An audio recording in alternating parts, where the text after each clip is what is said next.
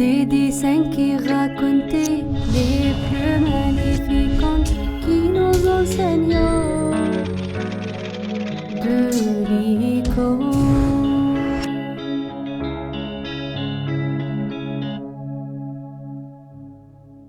Aujourd'hui, notre camp va nous parler de l'apôtre Saint Marc.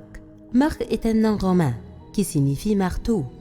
Il a aussi un autre nom en hébreu, appelé Jean, qui signifie Dieu est bon. À côté de Saint Marc, nous voyons un lion dessiné pour de nombreuses raisons.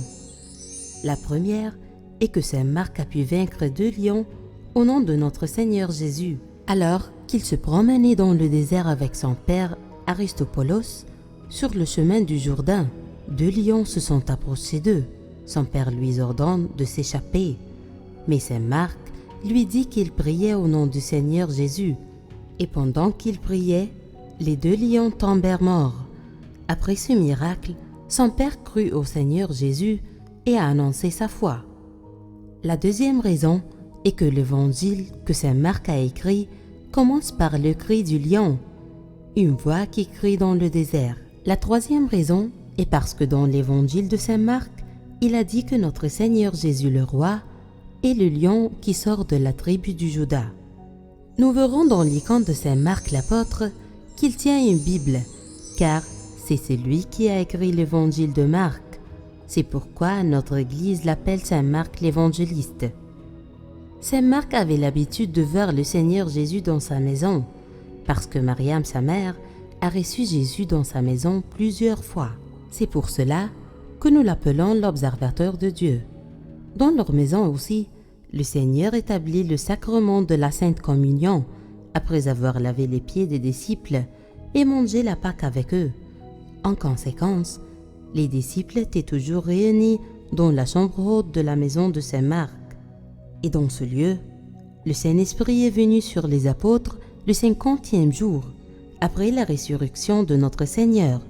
Et grâce à cela, la maison de Saint Marc l'apôtre est considérée comme la première église dans le monde entier.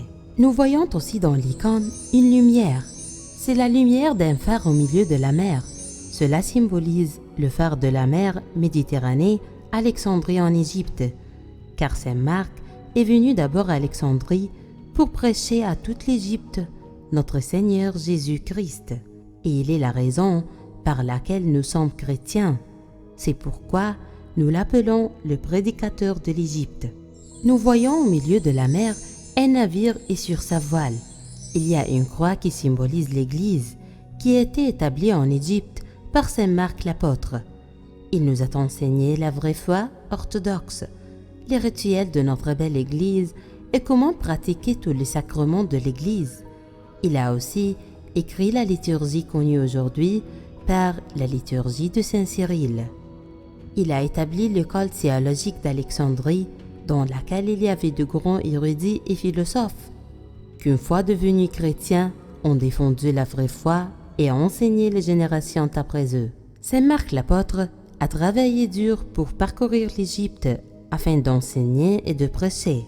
Cela a rendu les peuples païens en colère, alors ils l'ont arrêté et l'ont martyrisé au nom de notre Seigneur Jésus-Christ. Et grâce à ses efforts de prédication et d'enseignement, les cultes païens et les idoles ont été démolis en Égypte. C'est pourquoi nous l'appelons le dissipateur d'idoles. La première église construite en Égypte a été construite sur son nom, et elle est l'église dans laquelle son corps a été enterré.